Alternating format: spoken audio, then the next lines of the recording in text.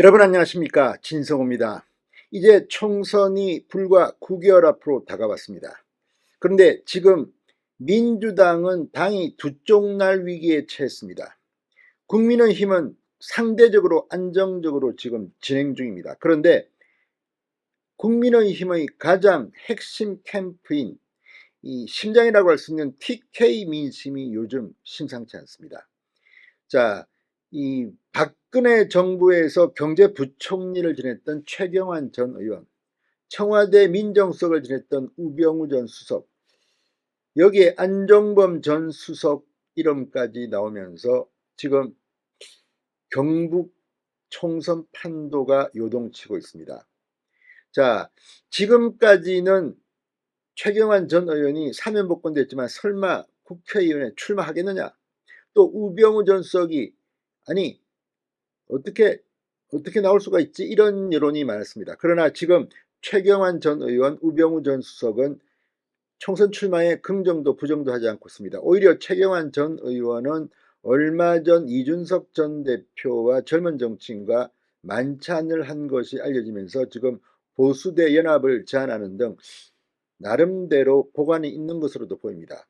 다만 문제는 이런 친박 그룹의 귀환이, 그것도 이 구속된 상태에서 사면복권된 지 얼마 안 되는 정치인의 복귀가 국민의힘 전체 선거 판도에는 어떤 영향을 줄지에 대해서는 지금 국민의힘 내부에서는 상당히 마땅치 않는 시선들이 많습니다.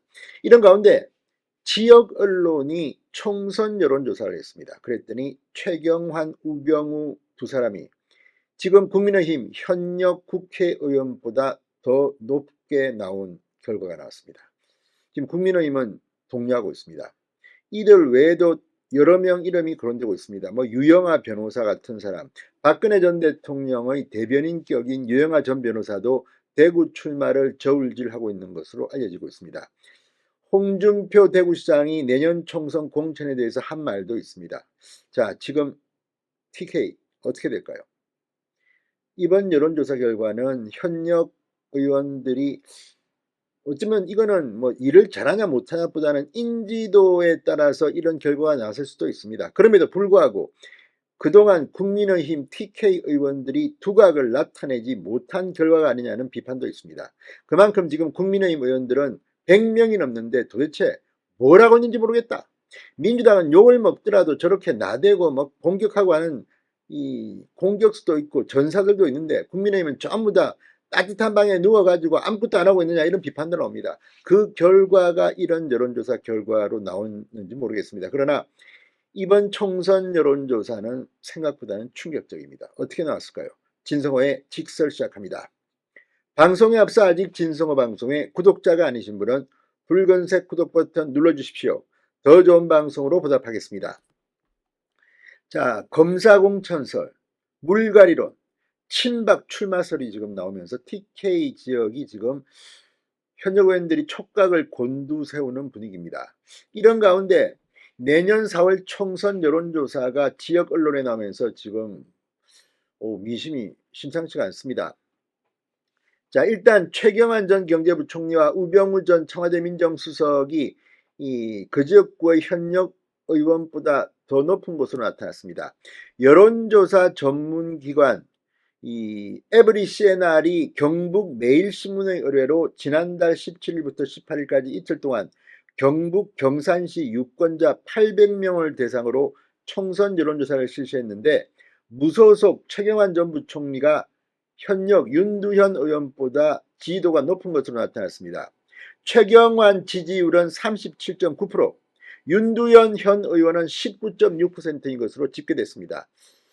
오차범위 밖으로 이깁니다. 물론 이게 이대로 갈지는 알 수 없습니다. 그럼에도 불구하고 일단 총선 9개월 앞에 이 여론조사가 이렇게 나온 것은 충격입니다. 또 이 같은 조사에서 이 18일부터 19일까지 이 경북 매일신문의 의뢰로 에브리 CNR이 진행한 18, 19일 이틀간 진행한 경북 영주시 영양군 봉화군 울진군 여론조사에서 이때도 이 유권자 800명, 남녀 성인 800명을 대상으로 한 조사에서 이 우병우 전 수석이 30.3%, 박형수 현 국민의힘 의원은 23.9%인 것으로 나타났습니다.